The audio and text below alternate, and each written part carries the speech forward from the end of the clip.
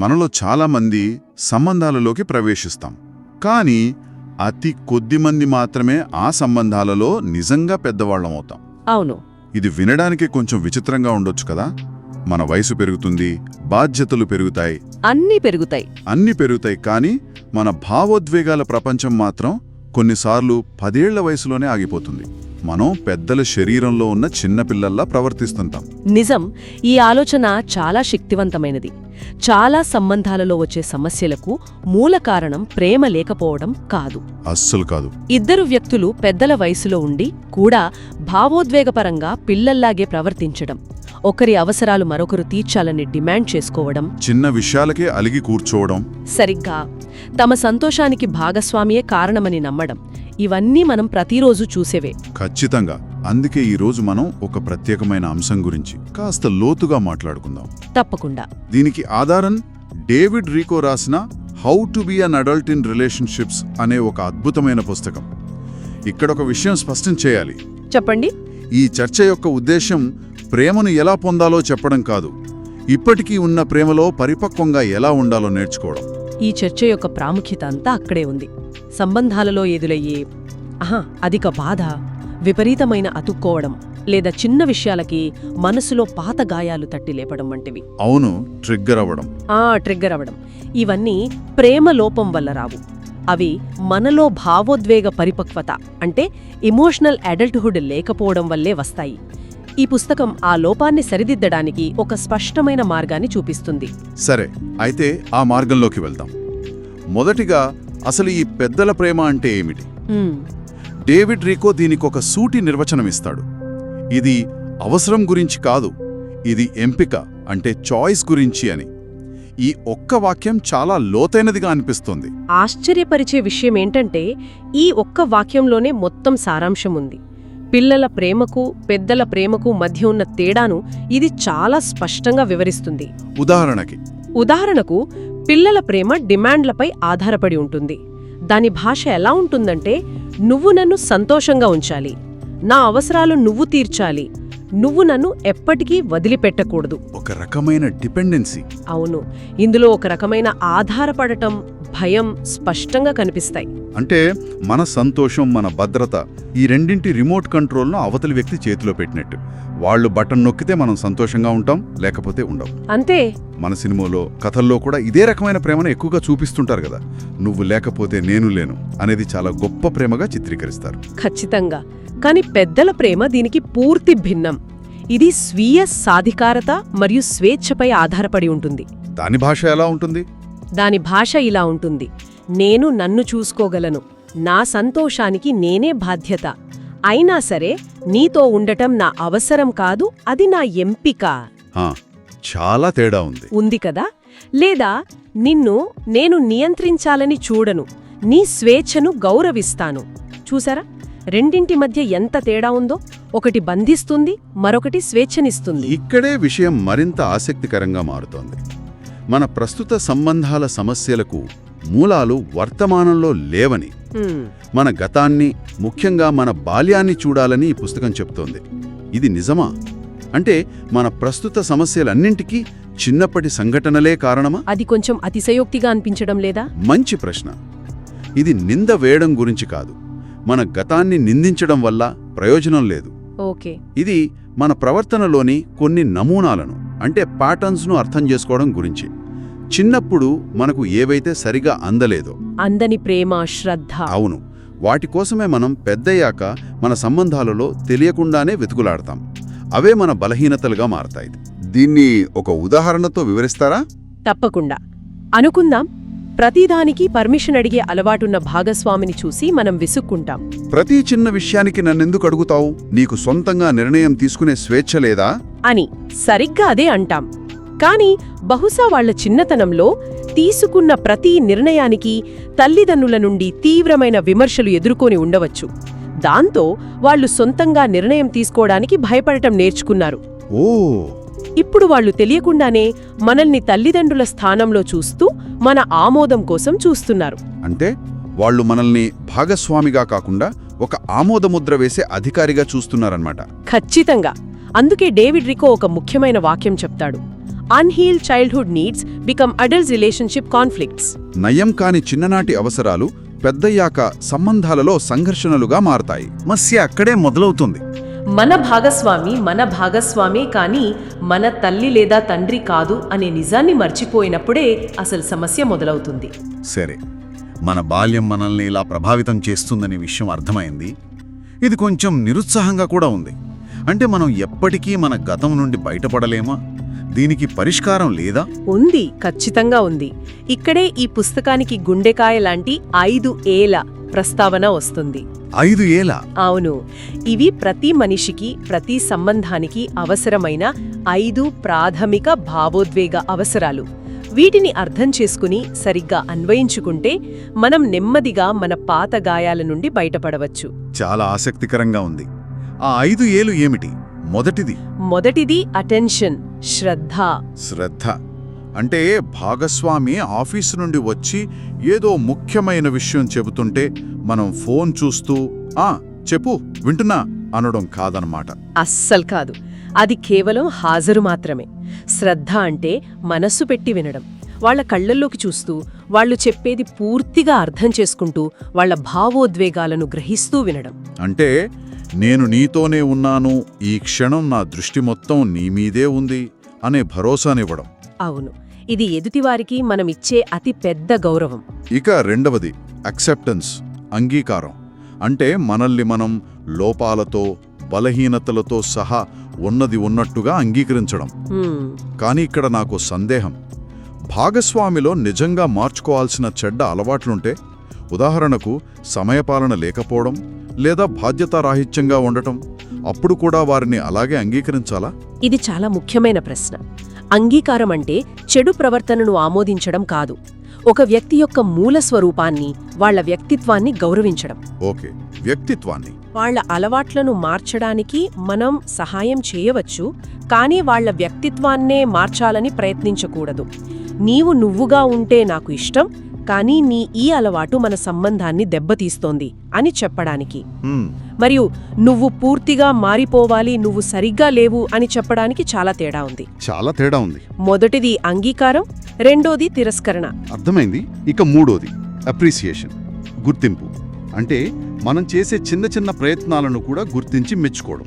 అవును, చాలాసార్లు మనం భాగస్వామి చేయని పనుల గురించే ఫిర్యాదు చేస్తాం, కానీ వాళ్లు చేసే 100 పనులను గుర్తించం. నిజమే. ఈ రోజు నువ్వు చేసిన ఆ చిన్న సహాయం నాకు చాలా విలువైనది అని చెప్పడం వారిలో ఎంతో స్ఫూర్తిని నింపుతుంది. గుర్తింపు అనేది సంబంధానికి ఇంధనం లాంటిది. నాలుగవది అఫెక్షన్, అనురాగం. ఇది కేవలం శారీరక స్పర్శ మాత్రమే కాదనుకుంటా. చూపించే శ్రద్ధలో, కష్టకాలంలో చెయ్యి పట్టుకొని నేనున్నాను అని చెప్పడంలో, ఇలా ఎన్నో రకాలుగా అనురాగం వ్యక్తమవుతుంది. మాటల్లో, చేతల్లో ఆ ప్రేమ కనిపించాలి. ఇక చివరిది, 5వది అలౌయింగ్, స్వేచ్ఛ. అంటే మన భాగస్వామి వాళ్ళుగా ఉండటానికి అవసరమైన స్వేచ్ఛనివ్వడం, వాళ్ల ఇష్టాలను, అభిప్రాయాలను గౌరవించడం. వాళ్లను మన అంచనాలకు తగ్గట్టుగా ఒక అచ్చులో బిగించడానికి ప్రయత్నించకపోవడం. ఖచ్చితంగా. ఈ 5 ఏలు శ్రద్ధ, అంగీకారం, గుర్తింపు, అనురాగం, స్వేచ్ఛ ఏ సంబంధానికైనా ప్రాణం పోస్తాయనిపిస్తోంది. అవును. అయితే ఇక్కడే రికో అసలైన విషయాన్ని చెబుతాడు. ఇక్కడే పిల్లల ప్రేమకు, పెద్దల ప్రేమకు మధ్య ఉన్న అసలైన వ్యత్యాసం బయటపడుతుంది. అదేమిటి? ఈ 5 ఏలను భాగస్వామి నుండి డిమాండ్ చేయడం, ఆశించడం, ఇది పిల్లల ప్రేమ. ఉదాహరణకు, నువ్వు నాకు అటెన్షన్ ఇవ్వట్లేదు, నన్ను నువ్వు అంగీకరించట్లేదు, నన్ను నువ్వు గుర్తించట్లేదు అని నిరంతరం ఫిర్యాదు చేయడం. ఇది చిన్నపిల్లల మనస్తత్వం. ఇతరుల నుండి శ్రద్ధ కోరుకునే ముందు మన మీద మనకు శ్రద్ధ పెట్టడం, మన ఆలోచనలను, మన భావాలను మనం గమనించడం, ఇతరులు మనల్ని అంగీకరించాలని ఆశించే ముందు మనల్ని మనం లోపాలతో సహా అంగీకరించడం. సరిగ్గా.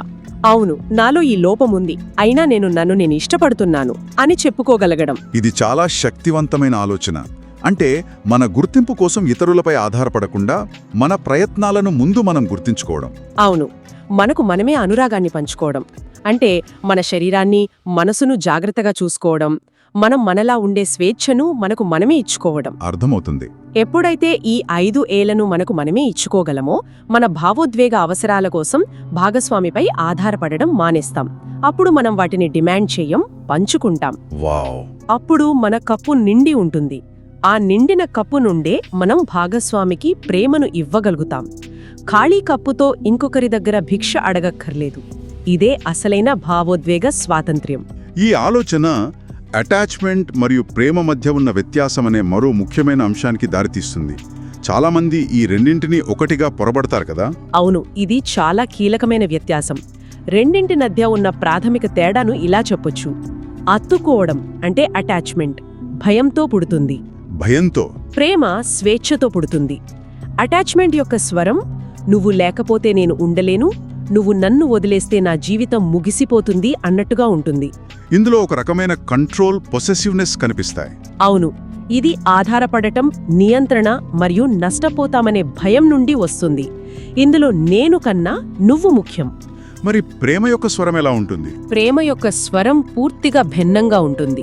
నువ్వుంటే నా జీవితం మరింత అందంగా ఉంటుంది, కానీ ఒకవేళ నువ్వు లేకపోయినా నేను నా కాళ్ల మీద నేను నిలబడగలను, నా సంతోషాన్ని నేను చూసుకోగలను. ఆ ధీమా నుండి ప్రేమ పుడుతుంది.